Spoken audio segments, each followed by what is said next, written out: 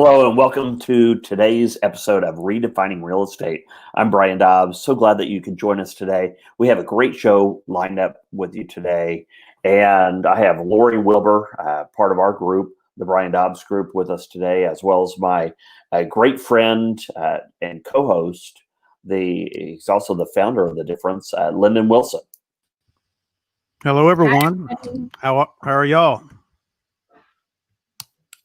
Guys, how are you doing today? Good morning, Brian. Good morning, London. Good morning. Good morning. Can y'all hear me? Can y'all hear me okay? Lori, how are things going with you? I'm going to wait for Lyndon to get up there. Okay, there he is. Perfect. Can y'all hear me? We can hear you. I was on here. I couldn't, and nobody could hear me. I don't know what's wrong. You know what? I don't know if we actually went out of town for a little while over the weekend, and it just seemed like everybody's internet, it didn't matter where we were, was slow, and it was a little bit clunky and cloggy. So maybe the bandwidth, for whatever reason, was a little bit yeah, my bandwidth's a little slow today. I'm not talking about my computer either. Well, Lyndon, that might be a whole different show. That's a different show. We don't want to talk about that. It feels like a Monday. Redefining real estate might just be therapy in real estate. Right. That would But it redefine it. definitely feels like a Monday. I know the schools were off yesterday for Columbus Day. So you kind of get that funk when you're off on Monday. Then it's, starting the week on a Tuesday kind of always throws you off. Yeah. Well, it's been busy. It was definitely a Monday for me. And I typically don't have them. And the reason being is, 30%, and this is a really a neat way to look at this, but 30% of the people liked Mondays. They just do. So if you want to be in top of life and your business and anything, just start liking Mondays. Then you'll be in the top 30%. 70% of the people throughout the United States do not like Mondays, which, again, you can take it with the majority and be part of that 70% that don't like them. But you could also, if you want to be on top of your game, just start liking it. So I actually like Mondays. I did not like my yesterday Monday at all. I was so glad that Tuesday came around. And I know that we all have those hiccups and setbacks or obstacles or whatever we go through. But I can just tell you that if you can press through, that tomorrow comes, and it is so much nicer. So for just to chalk one up, I had one bad Monday, and I guess that's not too bad. Right. No, mine was. I didn't realize it was Columbus Day. I mean, I did realize it was Columbus Day, but it never crossed my mind that nobody else was working, but a few people. So there were quite a. Yeah. Go ahead. No, I would just, a lot of times on where I've learned to adjust to Mondays is I will take my Sunday evening and really start prepping myself for the week, which I do that. I mean, and it just kind of puts me in the right mindset for waking up the next morning. It's not like having that complete day off and waking up and kind of in the shock and awe of, oh my God, I've got to get going again today. So that's just been my trick. Yeah. So Lori, do you have a trick to make your Mondays better? So I'll tell you this, I'm a big sports girl. So with sports being back on, through COVID and NFL, I mean, I'm an NFL football girl on Sunday. So I will say that changes my routine completely once the fall comes around. Laundries are done on Sunday, not in this household. Everything's done on Mondays. So grocery shopping kind of thing, same thing, gets pushed off to Monday. So, it just changes, just really changes everything in our household. Sundays are meant for God, they're meant for football, and they're meant to not do any chores around the house. So yesterday it was good to not have to wake up early in the morning, take our daughter to school, all of that stuff. So we had that shift of being able to let it feel like a Sunday and not let anything else get in its way. Yeah. Absolutely. Yep. I have done a lot of personal development, and we have a question. And guys, I appreciate your questions. And if you guys could you want to continue to ask questions, we'll answer them as much as possible throughout our show. But the Sunday night, I can remember also getting that deep sinking in your stomach and like, oh my gosh, I've got to go back towards this. One of the things that I've used quite frequently is have that overall vision. If I can have a 30,000-foot snapshot of what's going on and what I'm headed to and what I want to accomplish, and it doesn't matter if it's Monday, Tuesday, Wednesday, Thursday, Friday, Saturday, or Sunday. It helps me get to that goal line and push. And I know you, Lori, you and I, we have our team meetings on Tuesday. We communicate throughout the week. We have our goals and we have our things to do, and it helps us. It helps us not have, suffer from, one day is worse than the other day. The other thing that I put in practice and try to stay very, very current on it is going to the gym.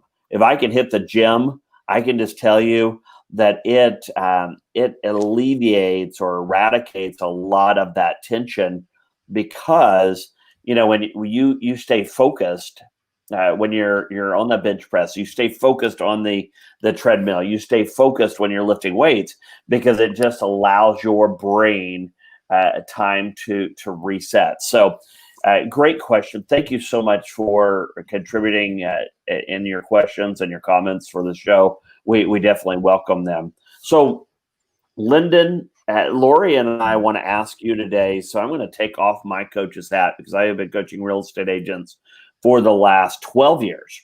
But I really want to tap into your brain and your heartbeat when it comes to real estate. When you've coached the agents, what are some key components that you could share with us today that not only a consumer would want to know, but also another agent or someone getting into the industry? Okay, so you did to me what I always do to you. You have those 15 different ways to go with one question. So and I didn't write down any of it. I lost focus, as you're talking about before. Focusing, I lost. No, Brian, I've said this before, and I created a difference to talk about things just like this. What makes the difference? What makes someone be able to transition from doing an acceptable job to an exceptional job? We all want to be exceptional, but sometimes we just get caught at doing it acceptable. The client was okay. They felt like they got their money's worth. Everybody else was satisfied, and I got paid. And I think that we can fall in a rut like that sometimes and get caught in being acceptable. So what I wanted to do was create a platform where we all have discussions like this, and we find those people that made that transition. How did they break free of that mindset of doing it good enough to get enough, and get into the exceptional, so that everybody felt like they got the best deal they could ever get. Everybody. And so it starts with mindset. It starts with time management. Those two are the most important things. And when I say time management, I mean time planning. You can't measure what you don't manage, right? Mm-hmm. And so planning my day, my week, my half day, and here's the thing with real estate agents, you guys get caught putting out fires more than anybody else, because there's so many people involved in the real estate transaction process that at some point you're being pulled in 15 different directions. I was told recently on a show, and I don't know this to be true, that there's 179 people that could possibly have anything to do with a real estate transaction. And people don't realize that. They think about the realtor, they think about the buyer seller agent, they think about the mortgage person, they think about title, they think about warranty, they think about 5 different things. And they don't think about the behind the scenes people that are actually involved in helping make this transaction work. And so without planning, you're gonna struggle. And I think for a real estate agent, rather than planning a whole day and maybe a whole week, you plan a half a day. I read one of the coaches that I read his book. He broke his day down into 4 sections. This is what I'm going to do the first 4 hours. This is what I'm going to do the next 4 hours. And this is what I'm going to do the final 4 hours of the day. He's putting in a 12-hour day. And he did that in case something threw him off in the first 4 hours. It didn't throw the rest of his day off. Mm-hmm. He got back on track in his second segment, right? He missed what he had to do the first 4, but the second 4 hours, he wanted to get back on track. Now, how he went back and dealt with whatever he missed on the first 4 was probably put into the first 4 the next day, I'm assuming. But I thought that was very a creative way, because I think that mentally, when we get thrown, I think a lot of people don't plan because they planned before and they got thrown off, right? So they just said, screw it, not going to plan anymore. If I can't stick to my schedule because of what's happening, I'm just not going to schedule. I'm just going to wake up tomorrow and tell the world to bring it on, and whatever it sends me, I'm going to try to deal with. I understand it, but it's very unpredictable as far as how your outcome is going to go. And so I think that it does us well, and we've got to have a tough mindset for that.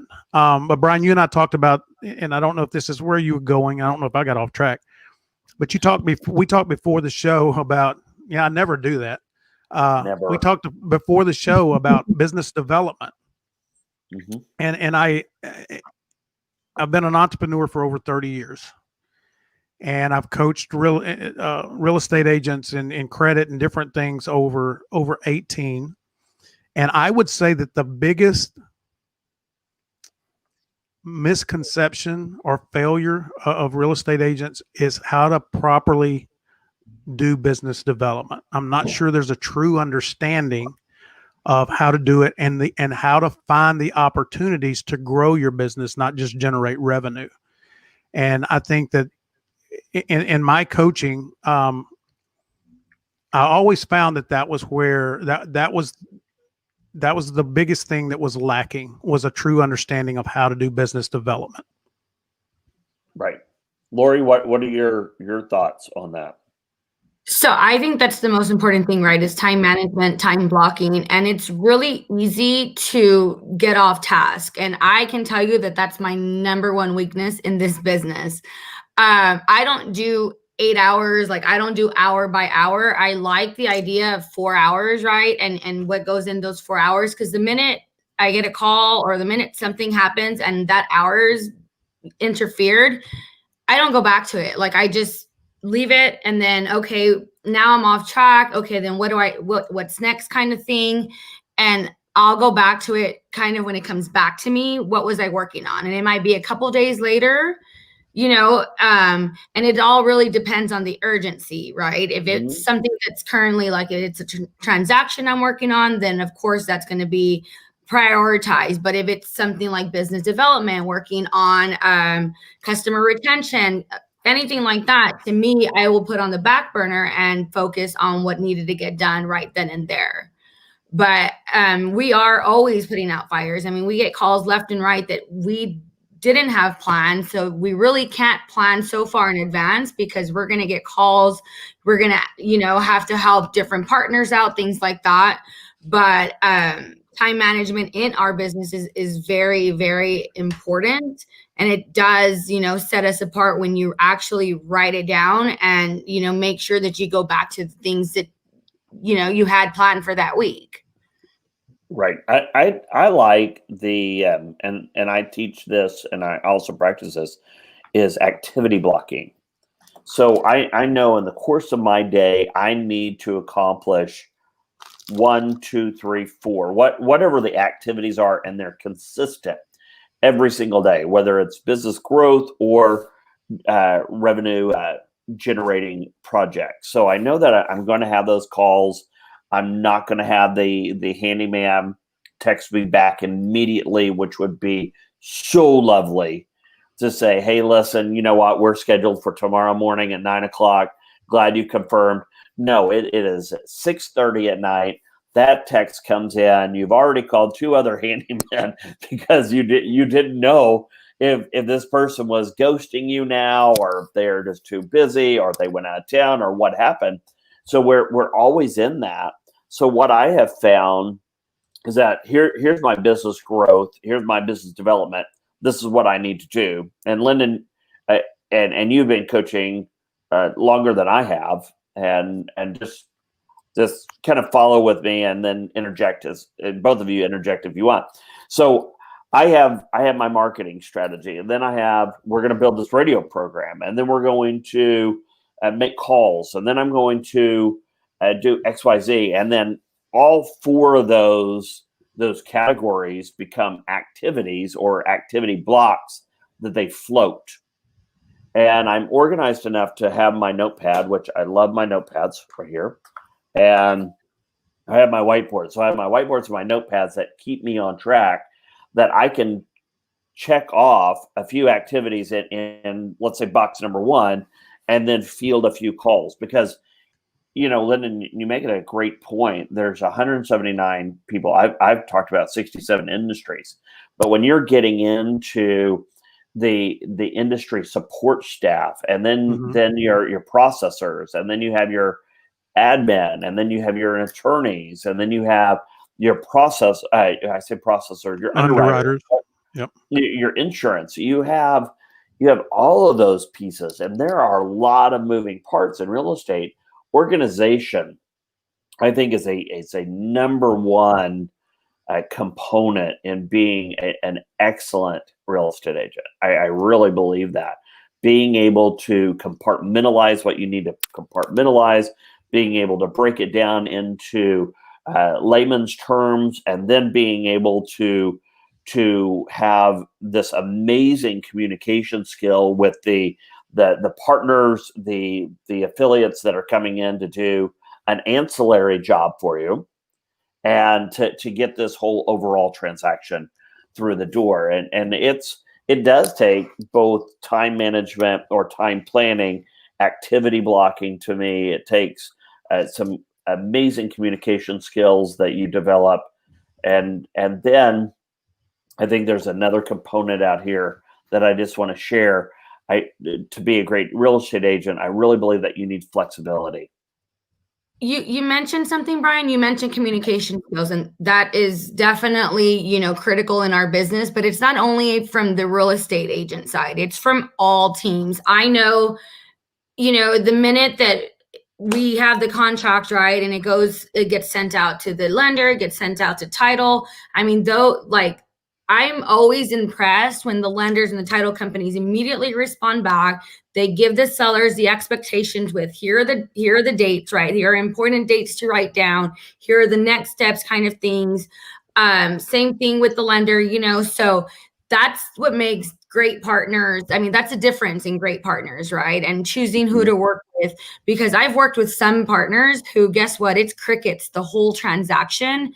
And you're asking, hey, my client hasn't heard, like they want to know what to bring to closing. And, we're closing next week. You haven't communicated the whole time, right? The insurance agent, they need a binder to be given at closing. So communications in every single piece of that transaction is super, super critical. I agree with Lori there, but and the question that I would ask, that I've asked for 18 years, is how did you set the parameters when you first started that transaction? And I think that's where we miss out. I really think that we're so casual in how we connect and communicate and start relationships. If you've worked with that mortgage company before, if you've worked with that title company before, that's one thing. If it's somebody that's new and they don't know you and you don't know them, if you don't set the realistic expectations up front of how you're going to see this transaction go, and part of that is communication. Brian, you've heard me talk about the care factor, right? Care. Right. Everybody says they care. I got this from you, stole it from you. I love the question. Everybody says they care. How do you show that you care? And so I came up with an acronym. First, it's communication. How do you communicate? Are you accessible? Do you ghost people? Right? Is it hard to find you? Are you responsive? If I send you a text, if I send you an email, if I call you, you can't communicate if you're not responsive. That's part of it. And then, are you engaged? That's the other thing. And so what I've taught realtors for so many years is go in and be a professional and set the parameters of how you do business. These are my expectations. This is what I'm expecting. Does it make you a hard ass? Excuse my language. I don't know. For some people it will. Some people will appreciate it. But the fact of the matter is I want to do a great job for my client. And so, Brian, you talked about organization, and organization is important, but you can have everything organized, but if you don't have a process to produce results from that organization, then it really falls flat. Right. And so part of that process is, how do you communicate? Are you accessible? Are you responsive? Are you engaged? It's those different things. And I want to set those parameters. But what I want to do, and this is kind of going back to business development, obviously in your industry, you are many times connected with people you've never ever met, but that's an opportunity, right? That's an opportunity. And so if I were a real estate agent and there was a buyer's agent or someone that I have never done business with before, I want to get to know them, right? I want to take 5 minutes and set the expectations of how we're going to work together. And I want to make such a great impression of my professionalism on that person that when it's over, they want to talk to me more about doing business with me and working together. And I think, go ahead. No, go ahead. You think? I think that is what, in my observations of 18 years, I think that's what's missing. I don't think we know how to truly connect. We talk about being relational over transactional. Mm-hmm. I would challenge people on what that actually means to them. What is being relational?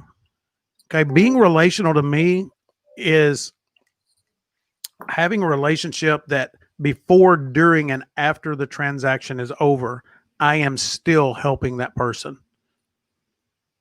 Right? So something that we talked about before, again, in business development. So let's say that you get a call and it's from a mortgage lender that you've never worked with before, whether you're the buyer or seller's agent.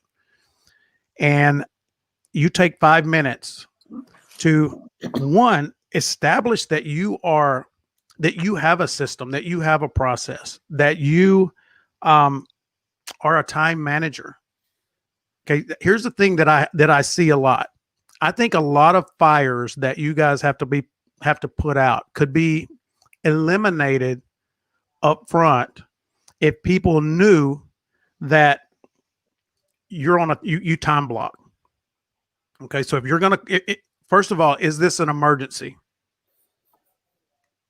A lack of planning on someone else's part does not constitute an emergency on mine.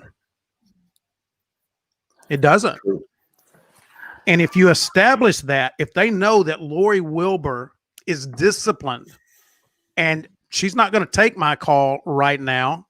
Now, if you say text me 911, I'll respond. But I can't respond because I have other clients and other things that I am doing in my business. Marketing is important as closing a deal, because if not, you're on a roller coaster. It's doing this. Mm-hmm. And that's the biggest challenge for a real estate agent is 3 months of kick-ass time and then 3 months of, oh my God, what am I going to do? Mm-hmm. And the reason that happens is because we don't have the organization Brian talked about and the process to execute that organization. We're just flying off the cuff. And so we don't know what to revert to when the bucket is empty. So, and I agree with you, and I'm going to segue in here. When we set expectations, I set the expectations of, here's who I am, here's how I operate, here's the system, the protocol, processes, whatever they need to, however I need to communicate that so they understand. But I also open myself up, because when we talk about relational, and I know that you, Lyndon, and I talk about relational versus transactional all the time. Lori, you are definitely relational. And I want to get into, is relational synonymous to friendly? And I think that's a real big differentiation that we need to set. I can be friendly and still transactional. But, absolutely. But relational, if we define that, I think that makes a lot more sense to us. So let's go into setting expectations. So I sit down with you and I set the expectations for me. Then, in order for it to be relational, where the other party gets to contribute as much as I do, because that's what I believe relational is. It's a two-way street. Then I'm going to be quiet. That I know that might be a shocker to some people, but I am. I'm going to actually be quiet and listen because I want to know, Lori, what are your expectations for me? What are your expectations in this transaction? Lyndon, what are your expectations? And if I truly am a good communicator, then I'm a great listener. And in being a great listener, I make sure that I listen for the expectations. Do they coincide with mine? Can we work together? Is this going to be a two-way street? And guess what? For the most part, when I allow that opportunity, or make it available, say, hey, listen, I'd like to hear your expectations too. You might want to be called at 4:00 every single day. Well, I might be able to accommodate it, but I might not if it's 4 a.m. Might just leave you a voicemail at, when I go to bed that you can listen to at 4 a.m. But you can work it if you do it correctly in setting the expectations for both parties or all parties. If it's a partner or if it's a customer or you get a, I'm sorry, you get an understanding. You get an understanding of who you're working with. And I think that's really where we Brian, you said it, we hear a lot, but we don't understand a lot. I've got the quote that you laughed about that I have on I can explain it to you, but I can't understand it for you. We hear, but we don't understand. And I need to understand how Brian Dobbs works, because especially, here's the thing. If Brian Dobbs and I don't mesh as far as our organization and process and structure and things like that, I still have to do this transaction, right? I'm still obligated to do this transaction. So I need to understand, Brian, I am going to accommodate that to my best ability without it destroying my business within the next week or month, right? Now, I may not want to ever do business with Brian Dobbs again, unless Brian Dobbs brings an opportunity to me. But I realize that if this is a person that doesn't answer phone calls and is non-responsive and kind of slow it all, that's not really good for my business. And you kind of start to filter things out. And I think that's part, as I've mentioned before, of your behavioral brand. Correct. People need to know who you are, what you do, and how you do it. And professionalism needs to be at the top of that list in everything that we do. Lori, you mentioned something about all these things that kind of come in and get you off track. I think for a lot of us, and I've shared this before, and it's kind of opened some eyes. I think a lot of us we think transactional, and that's really important. Okay, I'm not diminishing how important that is, but for a lot of things, when I get overwhelmed in a day with things that were unexpected, I start to try to filter that based on what do I need, which one of these things do I need to work on first that's going to have the biggest impact on my brand. No, I like that. Yeah. Which one's going to have the biggest influence and advance my brand? Because sometimes we look at it transactionally, and sometimes we just look at it from. Sometimes we want distraction. Sometimes we're in the middle of something that's kind of heavy. And we get a distraction, and for us, we compartmentalize and we say, "Oh, this is really important. I need to go do this," and it's not really that important. It just we got away from something that we weren't enjoying doing at that particular moment, but we may need to be doing. So I feel like that we have to be conscious of, is what I'm doing right now having a positive impact on my brand? That's excellent, Lori. I've got to commend you on this. And when I've watched you and we've talked and we've sat through our meetings, you are one of the most relational agents that I've seen. I mean, you go out and you are friendly. You're easy to talk to, which is fantastic. But you truly go out with the intent and purpose to connect. And I really, really admire that. So tell us a little bit about that in the relational aspect, not just being friendly, because I think everybody should be friendly.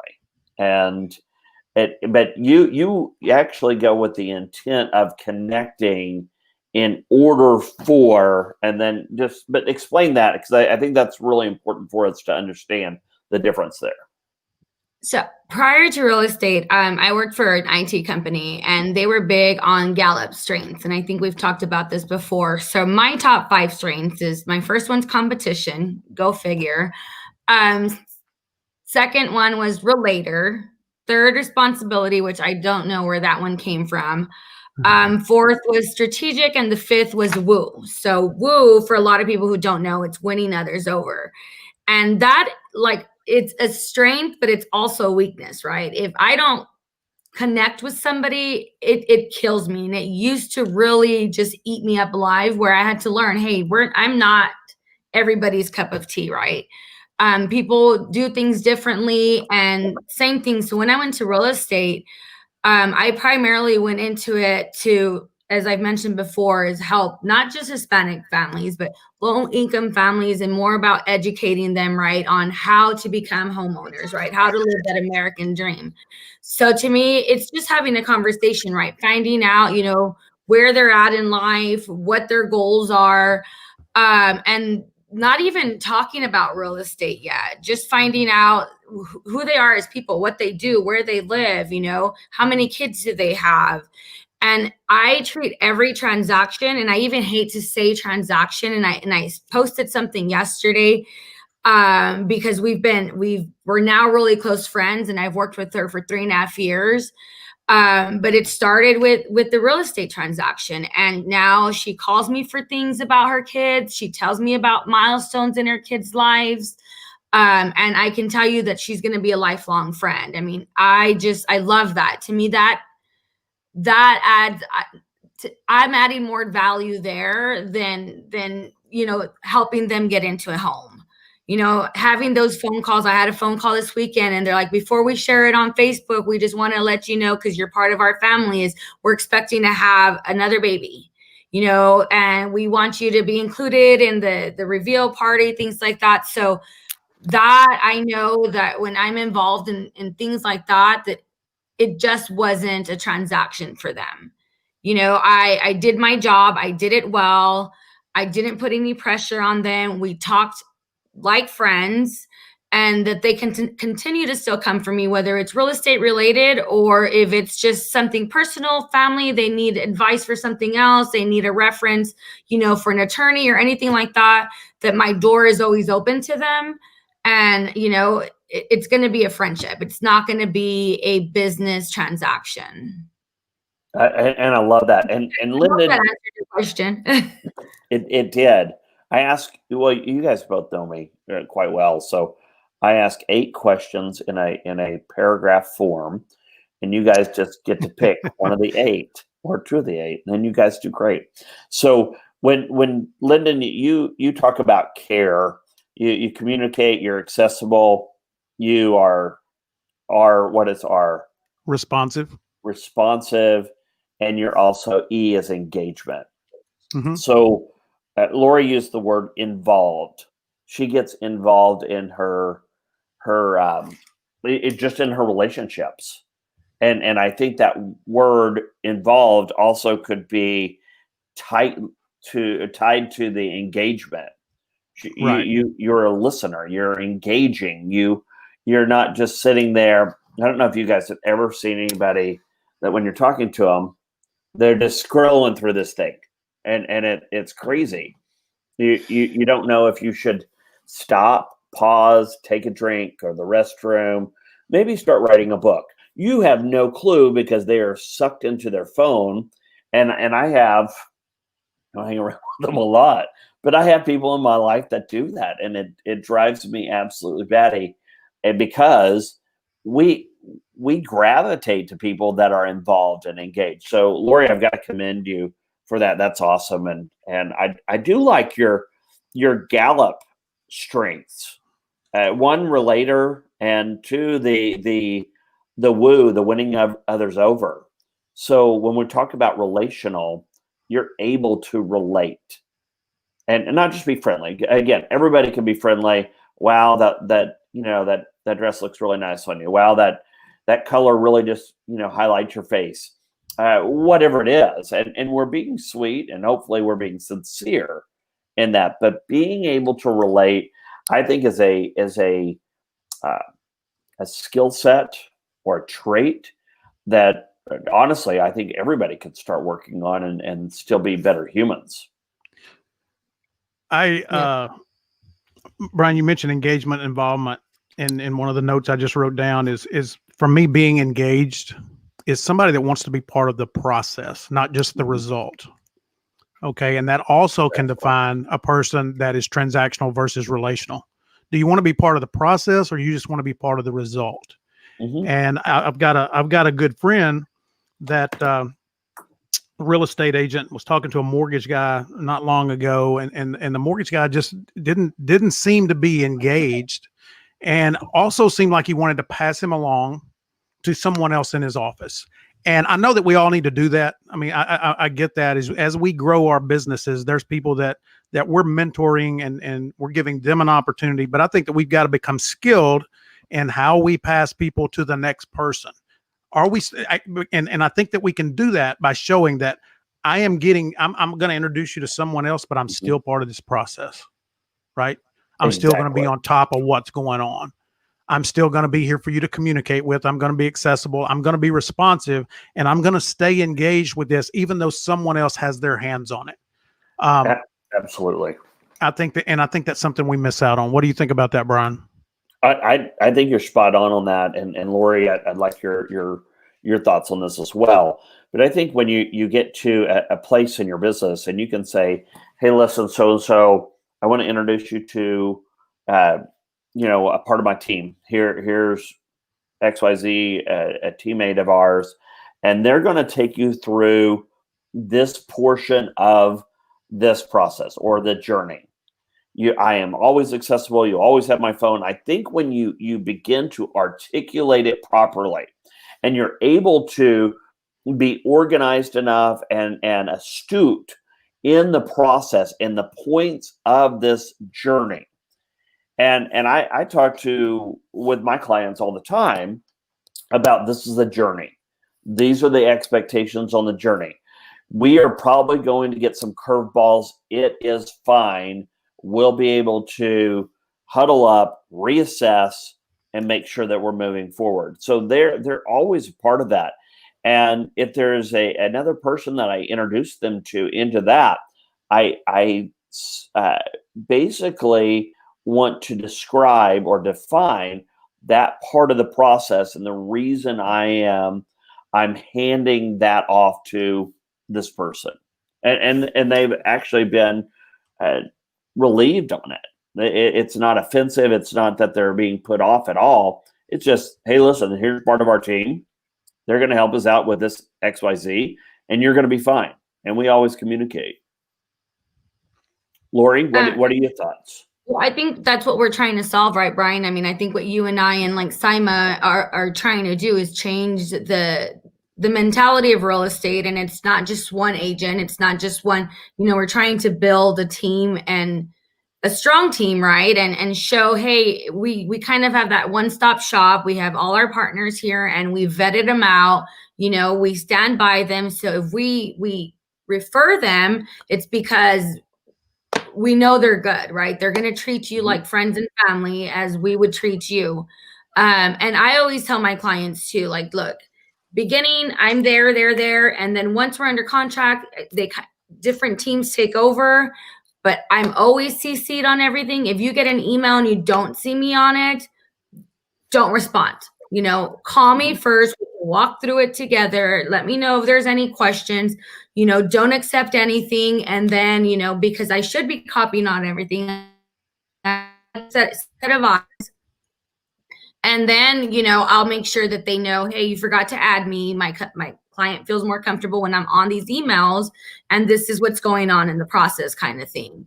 But that's how I just let them know, hey, I'm your second set of eyes always. I won't be in every single piece of the transaction, but that's just how it is. And the partners that I work with, half of the time I will know them, but sometimes, exactly, I don't get to meet them. Like Lyndon said earlier, it's somebody that's completely new, but I will have that conversation offsite and say, hey, this is my expectation. I want communication to be, coming through me. If there's any questions, ask me first. I can go to the client so that it's as seamless as possible.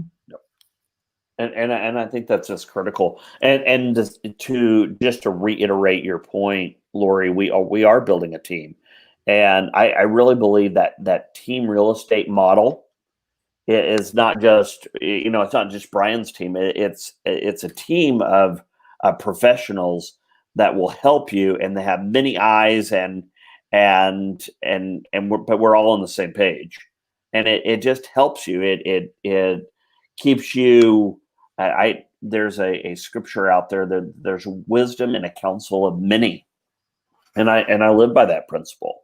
I like, Lori, when your eyes are on it, and Lyndon, your eyes are on it, and we can say, okay, so did I miss anything? Because we're human, and we all have blind spots. When we put our team together, then we eradicate the majority of the blind spots. So our group succeeds in helping another family get into a great home, a great investment, a great place for them to live and call home. Correct. Lyndon? Yes. So as a coach, have you coached a lot of real estate agents that have had more of a team mindset or an individual mindset? Ooh, good question. Let me think about that just for a second. I would have to say, unknowingly, I think they have an individual mindset. I think that they're interested in I think they want a team, and I think that a lot of new agents coming in need a team. I'm not sure that synergy is been as good as it can be in the real estate industry from what I've seen. There's a lot of promises of great mentors. There's just not a lot of that actually happening. And so I think it's a struggle. I think that also people come into the real estate industry with an employee mindset versus an entrepreneurial mindset. And therefore they don't understand the concept of how a team works and the importance of unified organization and a process. I think that's where the benefit to the client comes. And I think that's where the benefit to the brand comes, everybody's brand, when everybody's on the same page, pulling the wagon in the same direction. Okay. You all have agreed to a certain organization. You all have agreed to a certain process. You know how the flow should go. And once you can achieve that synergy, that's where you become exceptional. When I talked about the acceptable versus right, that's where you become exceptional. And that's where you can duplicate the success, because you realize this, and this works really well. This, and that doesn't work so well. So let's get rid of that and put this back in there. Okay. And sometimes this is maybe another partner, but whatever it may be, if we're all understanding of where it starts, A, and how many it goes 26 down to Z, we're going to have 9 times out of 10, it's going to be the most enjoyable experience for the buyer or seller that they could possibly have. But anytime you have any of those out of order, or someone not cooperating with the process, which could be a new person that just doesn't know. I mean, it may not be their fault. They just may not, this person may not ever had the opportunity to work with such a structured organization and process before. Right. Right.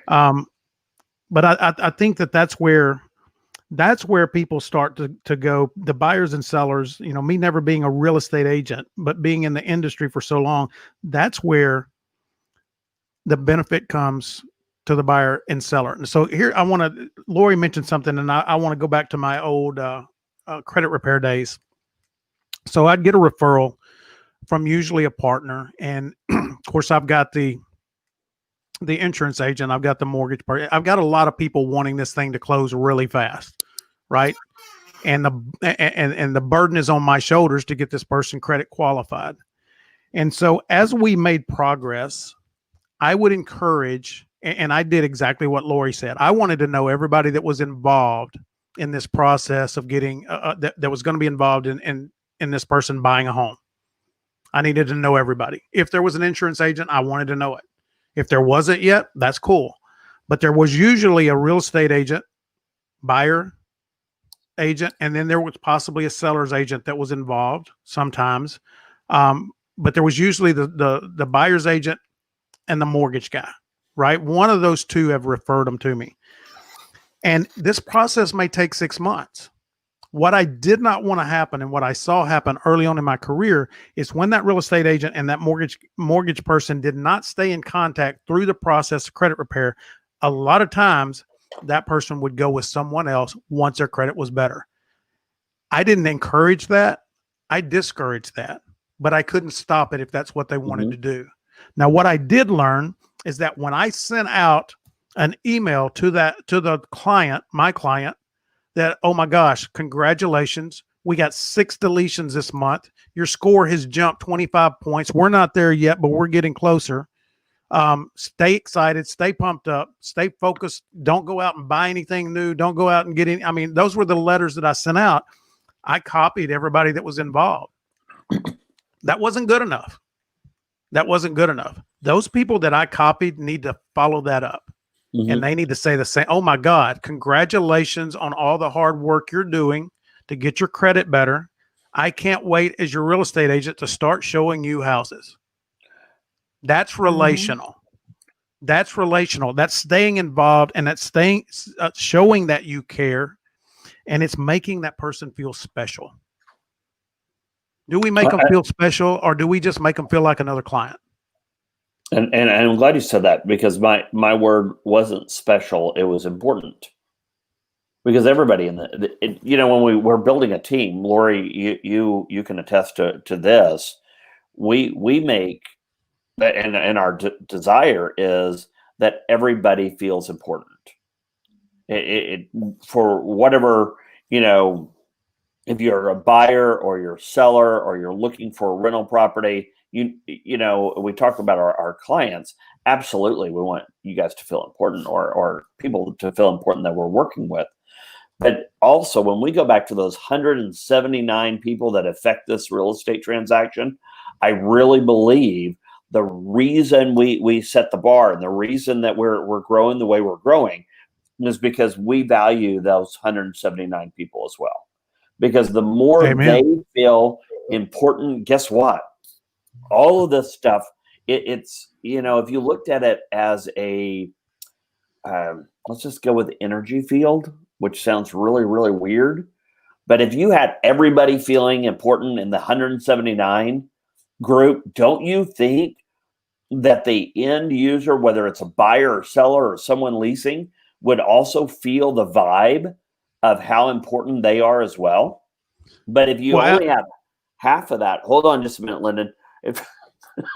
If you only have half of that, and we just want to make our buyer and seller feel important, but then we turn back around and it's about face, and we're treating everyone else like they're subservient, so to speak, in the industry, and they're not equal, and they're equally as important, then what happens is, I really think that we have some broken links or weak links in our chain that we absolutely could fix, and it would fix the whole energy field. Lyndon. Correct. I would use the word that I have seen as inferior. I think that far too many times in the process, there's someone out there that makes those other 179 feel inferior. That particular person is the most important, and everybody else is just doing a menial job. And I think that when you make them feel important, Brian, I realized really quick in the mortgage business that the better I treated the processors and the underwriters, it seemed that my files always got to go to the top of the stack sometimes, because they knew they were going to be treated right. Okay. Yeah. It didn't mean that everything was going to be perfect, but that I was going to be understanding and I was going to help work through whatever issue it may be. And so I was pleasant to work with. A lot of people aren't pleasant to work with because we treat others like they're inferior. And that goes back to our behavioral brand. We miss the fact. I think that we're so focused sometimes, and I'm going to go back to relational versus transactional. We're so focused on the people that are the buyer and seller, which we need to be, that we forget about all the other people that we need to be relational to as well. We don't need to treat them like this is simply a transaction and you need to do your job and you need to fix whatever mess this is and be done with it. Mm-hmm.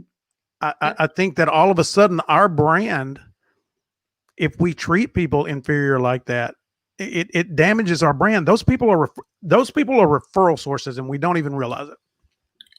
And you said it, I mean, they trust you. You're a perfect example. You said you don't know, you got the lead from either your buyer or seller's agent, right? Mm-hmm. Or your lender. The fact that once you got them to where they needed to be, you sent that follow-up email saying, congratulations, you're where you need to be. Here's the team.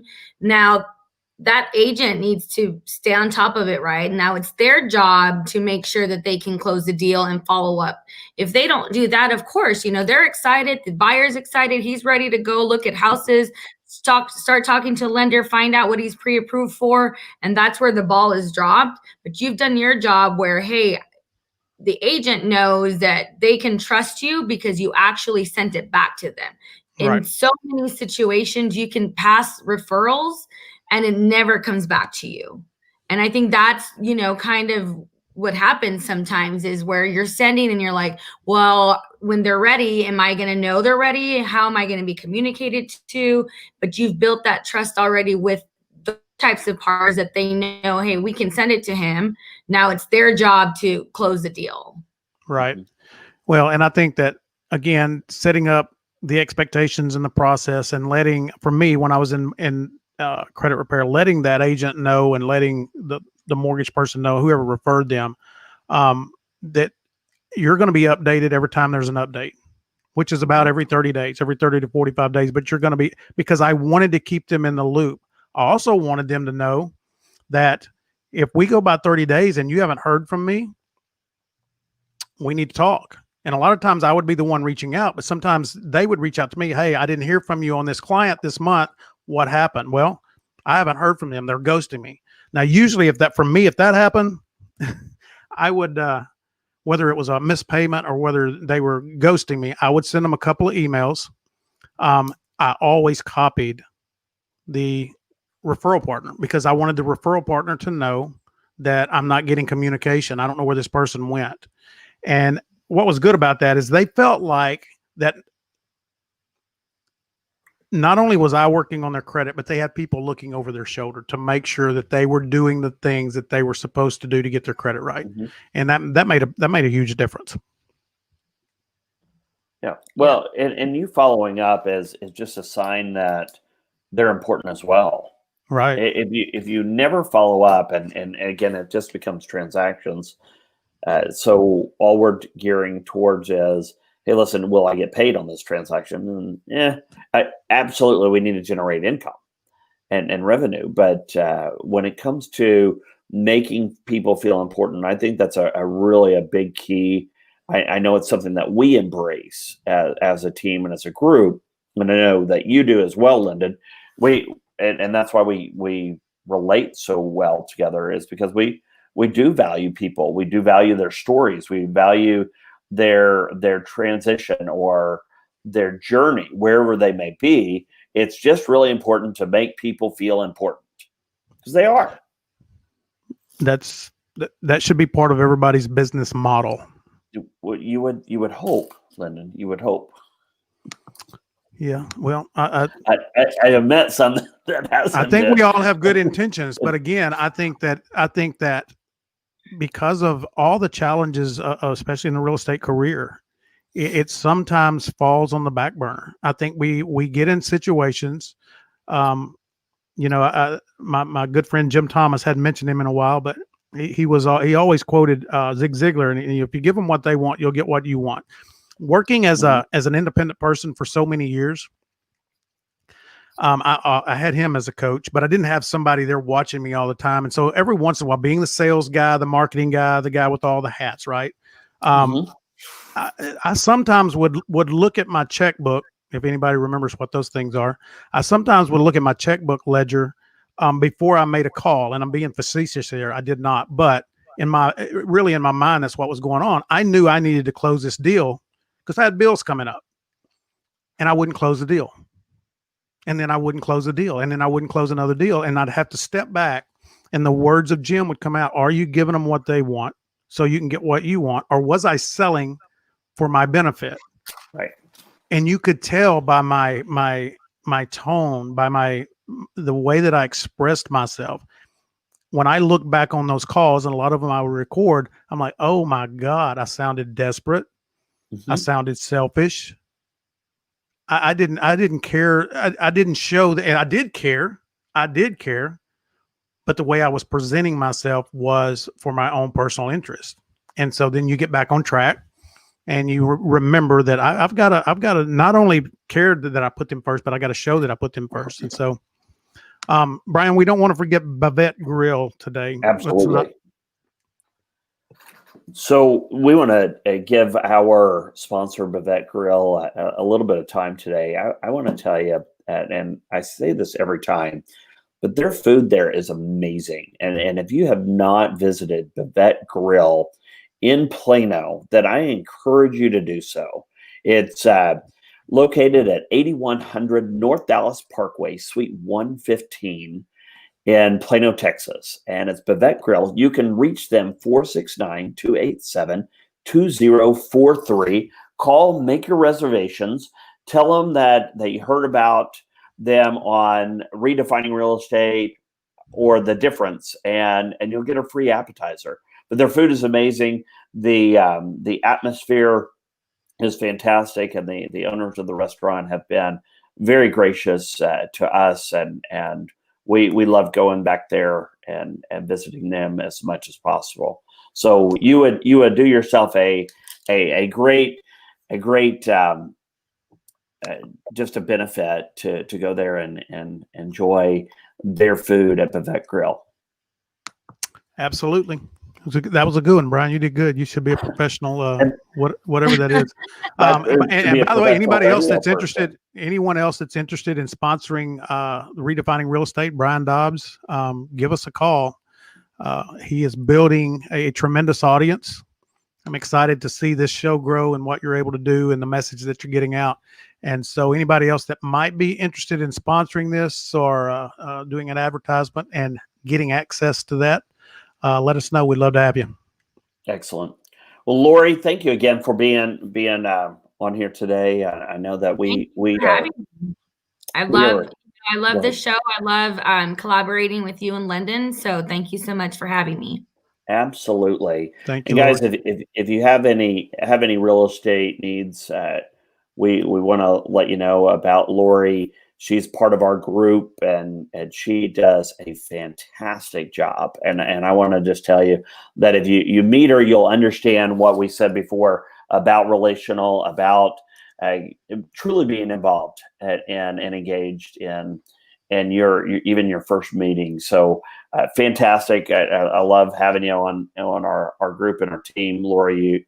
You make the difference for us, and I appreciate that. Wow. Lyndon, thanks for all you do, Lyndon. It's been fantastic on this journey. I know that every journey, it's not always smooth highways.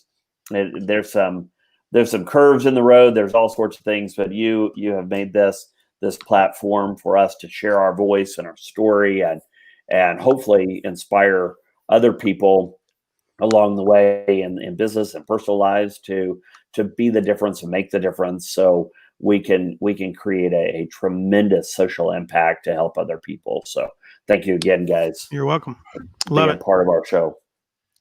All right. Well, guys, thank you for joining in to Redefining Real Estate. Mark your calendars, Tuesday at 11 o'clock every single week, we're going to be here. We want to share some pertinent tips to grow your business, some pertinent tips to just help you in real estate world and the reason we are redefining real estate.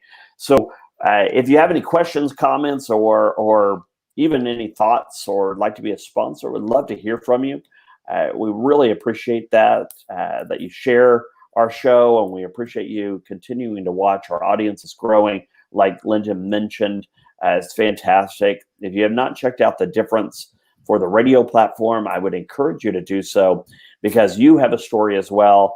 And you know what? We need to hear it, because we can all learn, we can all grow, we can all inspire each other. So thank you again for tuning in to Redefining Real Estate. I'm Brian Dobbs. I'll see you next week, Tuesday at 11 o'clock.